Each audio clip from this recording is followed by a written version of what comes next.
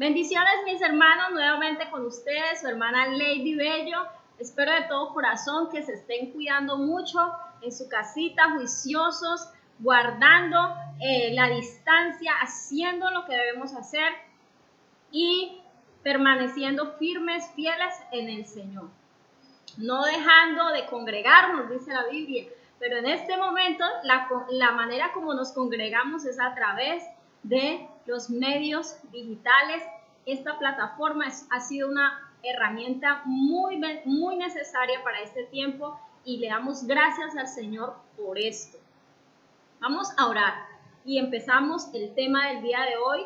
El tema es: bástate mi gracia. Padre, en el nombre de Jesús nos ponemos en tu presencia delante de ti, Señor. Creemos de todo corazón en tu perdón. Creemos de todo corazón, Señor, que tú estás con nosotros, que nunca nos dejarás y nunca nos desampararás. Señor, oro por cada familia que se conecta, Señor, a escuchar la palabra a través de este canal. Bendícelos, Señor, y sé propicio a cada necesidad que tengan, en el nombre que es sobre todo nombre. Amén. Este mes entonces continuamos con el tema de la gracia de Dios. Y hoy entonces vamos a estar hablando, bástate mi gracia, que lo encontramos en la segunda carta del apóstol Pablo a la iglesia de Corintios en el capítulo número 12. Y vamos a leer desde el verso número 1 al verso número 10. Dice así la palabra: ciertamente no me conviene gloriarme, pero vendré a las visiones y a las revelaciones del Señor. Conozco un hombre en Cristo, dice Pablo, que hace 14 años, si en el cuerpo no lo sé, si fuera del cuerpo no lo sé, Dios lo sabe, fue arrebatado hasta el tercer cielo. Y conozco a tal hombre, si en el cuerpo o fuera del cuerpo no lo sé, Dios lo sabe, que fue arrebatado al paraíso, donde oyó palabras inefables que no le es dado al hombre expresar. De tal hombre me gloriaré, pero de mí mismo en nada me gloriaré, sino en mis debilidades. Sin embargo, si quisiera gloriarme, no sería insensato, porque diría la verdad, pero lo dejo para que nadie piense de mí más de lo que ni ve u oye de mí. Y para que la grandeza de las revelaciones no me exaltase desmedidamente, me fue dado un aguijón en mi carne, un mensajero de Satanás que me abofetee para que no me enaltezca sobremanera. Respecto a lo cual 3 veces he rogado al Señor que lo quite de mí. Y me ha dicho: bástate mi gracia, porque mi poder se perfecciona en la debilidad. Por tanto, de buena gana me gloriaré, más bien en mis debilidades, para que repose sobre mí el poder de Cristo. Por lo cual, por amor a Cristo, me gozo en las debilidades, en afrentas, en necesidades, en persecuciones, en angustias, porque cuando soy débil, entonces soy fuerte. Amén. Entonces vemos en el contexto a un hombre llamado Pablo hablando acerca de unas experiencias sobrenaturales que dice que tuvo hace 14 años cierto hombre. Él habla en tercera persona y dice: conozco un hombre. Habla de una manera figurativa y dice que conoce a ese hombre que no sabe si en el cuerpo o fuera del cuerpo, Dios lo sabe, refiriéndose a las experiencias sobrenaturales que tuvo. Él se refiere que tuvo visiones, que tuvo revelaciones, que fue llevado al paraíso y que allí vio cosas inefables que no le dieron autorización de hablar de qué se trataba. Sin embargo, él hace un relato de que ha tenido ese tipo de manifestaciones. Entonces, cuando vemos el tema de la gracia, a veces pensamos que la gracia solamente la necesitamos para la salvación y que una vez somos salvos ya no necesitamos más gracia. Entendiendo que la gracia de Dios es ese regalo Y ese es el regalo, ese es el favor inmerecido que Dios nos da. Esa es lo que es la gracia de Dios, el amor que nosotros no merecemos de Dios. Entonces, ¿en qué momento de nuestra vida necesitamos gracia? ¿Solamente para ser salvos? ¿O será que de ahí en adelante también necesitamos gracia? ¿Ustedes qué piensan? Cuando estamos bien necesitamos gracias, o necesitamos gracia de Dios, o también necesitamos gracia cuando estamos mal. Cuando tenemos mucho de Dios, digamos como Pablo, en dones, en manifestaciones, en milagros, en revelaciones, ahí necesitamos gracia de Dios. ¿Ustedes qué dicen? ¿O será que solo necesitamos gracia cuando no tenemos mucho de espiritualidad y queremos mantenernos en el Señor? Aquí está la respuesta en este texto. En este texto Pablo habla de que en qué conviene gloriarse. Él empieza diciendo que tiene que hablar de las visiones y de las revelaciones que recibió del Señor. Pablo fue un hombre usado por Dios. Él dice, no me conviene gloriarme. Entonces, ¿en qué conviene gloriarse? Él dice que debe hablarles de las visiones y de las revelaciones que recibió del Señor, mas no les puede decir de qué se trata lo que escuchó en esas revelaciones, pero deja saber que sí las tuvo. Entonces, no le permitieron hablar de lo que vio, pero les deja saber que sí vio y que sí tuvo ese tipo de manifestaciones. Sin embargo, él dice, a mí no me conviene gloriarme de todo lo que he recibido del Señor. Gloriarme es presumir. Cuando decimos la palabra gloriarse a sí mismo es presumir de lo que tenemos o de lo que somos. Si presumiera de eso, Pablo dice, si yo presumiera de eso no estaría siendo insensato porque es verdad. Es decir, lo que yo les estoy contando que tuve, esas experiencias con Dios sobrenaturales, no es mentira, es verdad. Si yo si yo llegara a presumir de eso, no estaría siendo insensato o necio. ¿Por qué? Porque es verdad. Pero, sin embargo, no voy a presumir de eso porque no quiero que nadie piense de mí más de lo que realmente soy. Es decir, Pablo estaba preocupado porque la gente entendiera que cualquier persona que es usada por el Señor como él, no es más que otro. ¿Por qué? Porque siempre se ha idolatrado a los hombres o a las mujeres de Dios. Hay un peligro inminente cuando usted o yo ponemos la vista en las personas que Dios usa. Cuando tendemos a idolatrar a esas personas y creemos que esas personas están por encima de todo y que ya no pecan y que ya son, mejor dicho, santos, santos, santos, apartados, ungidos y recontraungidos, y ya esas personas no tienen debilidades, ya esas personas no tienen tentaciones, ya esas personas están por encima de todos nosotros. Entonces Pablo deja claro, no, les cuento que tengo eso de Dios, que he tenido muchas experiencias, que he tenido esto de Dios, pero yo no me voy a gloriar de eso. ¿Por qué? Porque no quiero que nadie piense de mí más de lo que yo soy. Sin embargo, les voy a decir, dice Pablo, en qué conviene gloriarse.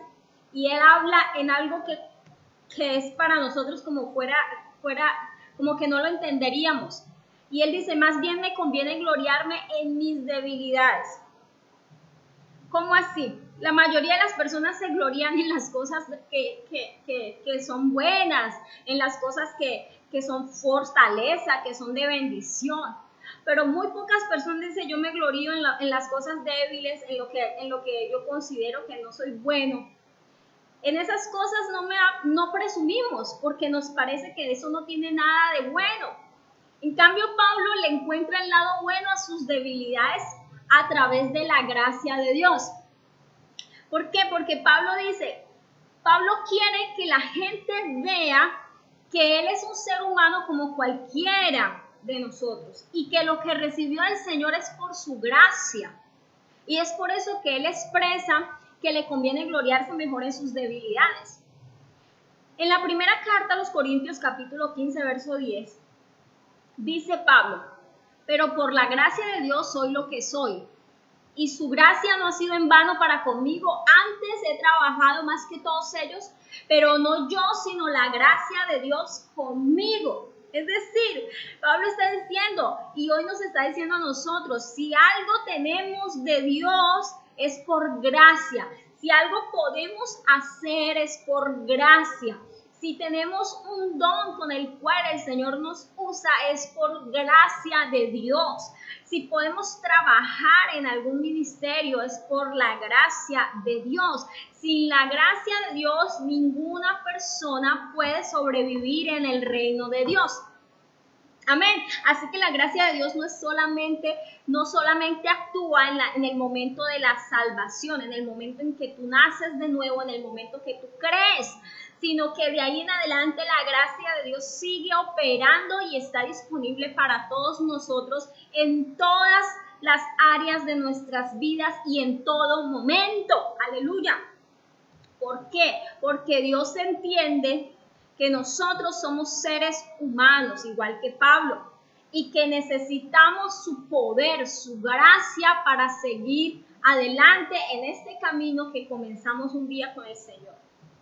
Entonces, Pablo comienza diciendo eso, pero luego habla en el versículo número 7 de que él tenía un problema. Y no cualquiera expresa como él sus debilidades o sus problemas. Y él comienza diciendo en el versículo 7, dice, y para que la grandeza de las revelaciones no me exaltase desmedidamente, me fue dado un aguijón en mi carne, un mensajero de Satanás que me abofeteé para que no me enaltezca sobremanera. Entonces, empieza a hablar de que las visiones y que todas las revelaciones que había tenido el Señor le estaban causando un problema, y era que se estaba enalteciendo desmedidamente. Y para que eso no ocurriera más, dice que le fue dado un aguijón en la carne. El aguijón en la carne, la palabra aguijón en el griego es la palabra kentrón. Y eso significa o tipifica que es una espina o es una astilla o es una estaca puntiaguda. También indica que es una molestia o el dolor que se produce cuando un insecto, un animal que tiene un aguijón nos pica, nos pincha. Esa molestia, ese dolor. Pablo llamó aguijón en la carne a eso, a una debilidad que Dios no le quitó a fin de mantenerlo humilde, a pesar de la grandeza de las revelaciones que recibió del Señor. Es decir, Pablo llamó aguijón en la carne a eso que Dios usó como instrumento para darle gracia, a esa debilidad. Y por eso él dice, me conviene gloriarme en mi debilidad. Entonces, entendiendo qué es el aguijón, es esa molestia, es ese dolor, es esa aflicción, eso que lo hace, que nos debilita muchas veces. Ese aguijón dice que le fue dado a Pablo con un propósito. Pero vamos a ver primero la naturaleza del aguijón, que no podemos, en este texto no podemos hablar de gracia sin antes hablar del aguijón. Entonces, la naturaleza de ese aguijón, los estudiosos bíblicos no concuerdan en cuanto a la naturaleza del aguijón de Pablo. Algunos sugieren que era alguna aflicción física, como una enfermedad de los ojos, de la vista, o una enfermedad como la malaria o como la epilepsia. Pero otros también le interpretan que este aguijón fue una tentación espiritual con la que Pablo batallaba. Otros interpretan que el aguijón también fue la oposición constante de sus enemigos judíos, los que siempre le estaban haciendo la guerra. Entonces, a ciencia cierta, la Biblia no expresa, o Pablo no expresa claramente de qué se trata el aguijón, solo habla de que es una molestia, de que es un aguijón en la carne. Entonces, es una aflicción que Pablo tenía. Nosotros no vamos a especular qué tipo de aflicción, porque no sabemos. pero era algo que le producía aflicción, que le producía dolor, pero que tenía un propósito. Entonces, dice ahí el verso que le fue dado un aguijón, un mensajero de Satanás para que le abofeteara. Entonces, ¿quién le dio el aguijón a Pablo? ¿Dios o el diablo? ¿Quién es el que aflige? En este texto, para saber eso, debemos ver primeramente el propósito de la aflicción. El propósito, según el relato de la palabra en este texto, el propósito del aguijón en la carne era en Pablo y es en nosotros, porque tenemos que aplicarlo a nosotros hoy. El aguijón en la carne, el propósito del aguijón es mantenernos humildes, es mantenernos dependientes de Dios, es mantenernos cerca de Dios para formar el carácter. Dios usa el aguijón para formar el carácter del creyente. Dios usa el aguijón para entrenarlo en el ministerio y en la vida cristiana. Entonces, ¿ustedes creen que Satanás quiere que seamos humildes? Él no quiere que seamos humildes, Él no quiere que dependamos de Dios, Él no quiere que formemos el carácter de Cristo, por el todo lo contrario. Así que Él solo es un instrumento de Dios para cumplir su propósito en el creyente. El diablo aflige, el diablo es el que dice ahí Pablo que es ese mensajero de Satanás que lo abofetea. El diablo es el que aflige, pero Dios lo permite. ¿Cómo así? Sí, Dios lo permite. En el libro de Job, por ejemplo, vemos que el diablo tuvo que pedirle permiso al Señor, al Dios Todopoderoso, para poder tocar la vida de Job, para poder afligirlo. Entonces, Dios lo permite porque Dios es el que gobierna a Satanás y también le pone límites. Tenemos que entender lo que dice la Biblia. En 1 de Pedro capítulo 3, verso 22 dice el apóstol Pedro que Jesús, habiendo subido al cielo, está a la diestra de Dios y a Él se sujetan los ángeles, las autoridades y las potestades. A Cristo Jesús resucitado, que está a la diestra del Padre, están sujetos los ángeles, los demonios, las potestades. Todo tipo de autoridad espiritual está sujeta a Cristo. Es decir, Él es el que gobierna, Él es el que manda. Dios comanda. Dios sigue mandando en este momento. El diablo aflige cuando Dios lo permite. ¿Y cuándo? O sea que la voluntad de Dios, usted me dirá, entonces, o sea que la voluntad de Dios es que el diablo me aflija. No. La voluntad de Dios es que tú seas formado.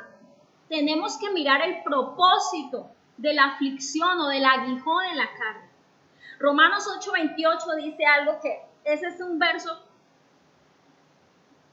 Y sabemos, comienza a decir Pablo en la carta a los romanos, y sabemos que a los que amamos a Dios, todas las cosas nos ayudan a bien. Esto es, a los que conforme a sus propósitos son llamados. Es decir, todo ayuda para bien. Entonces, Satanás es el que aflige, pero porque Dios quiere formarte, porque Dios quiere tratar contigo, quiere enfocarte. Y por eso lo permite, por eso permitió el aguijón en el cuerpo o en la vida del apóstol Pablo. Y por eso lo permite muchas veces en nosotros. A veces tenemos un concepto errado de lo que es el evangelio. No, venga Cristo y todos sus problemas se solucionan. No. La Biblia dice, Jesús dijo, en el mundo tendréis aflicción, pero confiad, yo he vencido. Es decir, Dios nos da su gracia para vivir, para sobrevivir, para tener una vida de fe en medio de la aflicción. Amén. Entonces, ¿cómo sé yo? Entonces, que mi aflicción o mi debilidad es un aguijón enviado por Dios con ese propósito de formarme, de tratar con mi orgullo. ¿Cómo sé yo que ese es propósito de Dios, esta aflicción que tú estás viviendo? ¿Cómo sabes tú? O más bien, ¿o cómo sabes tú si esa aflicción más bien es una obra directa del enemigo para destruirte y acabar contigo? Hay una diferencia. Présteme mucha atención aquí. Hay una diferencia. La diferencia aquí está. Dice Pablo que el aguijón le fue dado ¿para qué? Para mantenerlo como humilde. Es decir, el aguijón, la aflicción que opera con un propósito de Dios, es aquella que golpea la carne, que golpea esa naturaleza pecaminosa en nosotros, que golpea el orgullo, golpea la vanagloria, golpea la arrogancia, golpea la altivez, el ego, la autosuficiencia, el creer que nosotros podemos sin Dios. Eso es lo que hace la aflicción que viene como aguijón, que viene como un propósito de Dios. Te golpea la carne, pero te hace fuerte espiritualmente. Te hace orar más, te hace ser humilde y mantenerte sumiso y obediente al Señor. Ahí está la diferencia. Pero si es una aflicción, si tú identificas que en esa aflicción que estás viviendo, esa aflicción te aparta, en vez de acercarte a Dios, te aparta de Dios, no es aguijón, no es la voluntad de Dios. Si es una aflicción que fortalece la carne en vez de debilitarla, si es una aflicción que te debilita espiritualmente, no te deja orar, no te deja servir a Dios, te esclaviza al pecado, entonces puedes identificar que es un ataque directo del enemigo para destruirte y para sacarte del lado del Señor, para sacarte del camino del Señor. Ahí está la diferencia. El aguijón enviado con un propósito te hace humilde, te golpea la carne, pero la aflicción que viene como un ataque del enemigo para apartarte de Dios, lo que hace es que te engorda el ego, te engorda la carne, te engorda el deseo pecaminoso y te aparta del Señor. Entonces tenemos que identificar qué tipo de aflicción estamos viviendo, si es aguijón o si es un ataque directo del enemigo. Igual, en ambas cosas necesitamos la gracia de Dios. Sea Satanás operando, enviado o permitido por el Señor, o sea Satanás operando él para destruirte directamente, cualquiera de las dos, en cualquiera de los dos casos necesitamos la gracia de Dios. No podemos sin la gracia de Dios. Pablo dice que como tenía eso, él dice, verso 8, por eso he orado 3 veces, he rogado al Señor que lo quite de mí. La oración constante de Pablo era, quítamelo, Señor, quítame este aguijón, quítame esta aflicción, quítame este dolor que siento. Pero a veces la respuesta no es la que esperamos, pero tal vez esa respuesta sí es la que necesitamos. El Señor le da una respuesta que es la que hoy te da a ti, y es, bástate mi gracia, porque mi poder se perfecciona en la debilidad. Es decir, el Señor le está diciendo, mi gracia te es suficiente. No te voy a quitar el aguijón, te voy a dar mi gracia. Recordemos que la gracia es un favor inmerecido de Dios y que en este tipo de aflicciones actúa en nuestra vida para darnos fuerzas para seguir adelante. Esa gracia nos es suficiente y es todo lo que necesitamos para continuar, para seguir adelante. Dios responde no quitando la aflicción. Fíjese, el Señor no le quita el aguijón a Pablo, sino que le da gracia para que en esa aflicción que debilita a Pablo, él vea el poder de Dios operar en su vida. Y es lo mismo que podemos hacer nosotros. Esa gracia de Dios es la que nos mantiene en pie. Cuando recibimos gracia podemos ver el poder de Dios operando en nuestra vida a favor nuestro. Tú dices, por ejemplo, no sé qué sería de mí si Dios no estuviera conmigo en este momento, en esta situación que yo estoy viviendo. Tú dices, si Dios no estuviera conmigo, yo ya me hubiera vuelto loco, ya me hubiera vuelto loca, ya hubiera salido corriendo, ya me hubiera tirado a un camión, ya me hubiera tirado de un puente. ¿Por qué? ¿Qué te ha mantenido? ¿Qué te ha sostenido? ¿Qué te ha permitido seguir adelante y no volverte loco? La gracia de Dios. La gracia de Dios ha operado, el poder de Dios ha reposado sobre ti. O tal vez tú dices, yo no sé cómo he soportado tanto. Yo no sé cómo he soportado hasta este momento tanto dolor y no sé cómo sigo en pie, actuando con responsabilidad, dándole a mi familia lo que necesitan, trabajando, siguiendo adelante. No sé cómo he soportado. Y Dios hoy te dice, es mi gracia. Bástate mi gracia. Es por mi gracia que estás de pie, dice el Señor. Gloria a Jesús. Por eso dice Pablo, por lo cual, por amor de Cristo, en el verso 9 dice, por tanto de buena gana me gloriaré más bien en mis debilidades para que repose sobre mí el poder de Cristo. Es decir, el Señor nos está invitando hoy a gloriarnos en esa debilidad, a gloriarnos en esa aflicción que de pronto debilita nuestra carnalidad, debilita nuestro orgullo, nos hace personas sensibles, nos hace personas más humanas, nos hace personas más buenas. En esas cosas es que lo que la palabra nos invita a gloriarnos, a darnos cuenta, a cambiar la perspectiva de lo que es la debilidad o de lo que nosotros consideramos debilidad para nuestra vida. Hablando de debilidad como esas faltantes que tenemos, esos faltantes, como hablando de Dios como esa, de la debilidad como esas cosas que nosotros pensamos que si las tuviéramos fuéramos mejores o fuéramos personas más fuertes. Por ejemplo, un defecto físico. Por ejemplo, si yo fuera más inteligente, pero yo soy poco inteligente y tú lo consideras una debilidad. Por ejemplo, yo no sé hablar en público, tú consideras que esa debilidad es mala. Pero el Señor en ese es lo que Él nos dice, te conviene gloriarte en esa debilidad. ¿Por qué? Porque cuando más débil eres, dice la Biblia, es más el poder de Dios que reposa sobre ti. Entre más débil tú eres, más poder de Dios. La Biblia dice, en 1 Corintios capítulo 1, que de lo vil, de lo necio, de lo débil escogió el Señor para avergonzar a lo fuerte.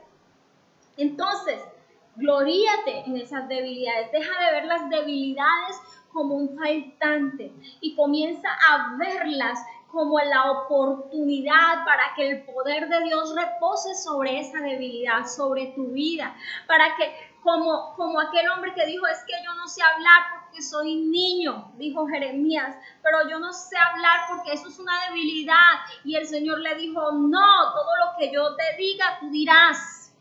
En esa debilidad, en eso el Señor se glorifica. Entonces, Dios ve la oportunidad de manifestarse en tu vida con gracia y poder, precisamente en esas cosas que nosotros consideramos que son débiles en nosotros. Por eso, Pablo dice, yo me gozo en esas debilidades. ¿Por qué? Porque cuando soy débil, entonces fuerte soy.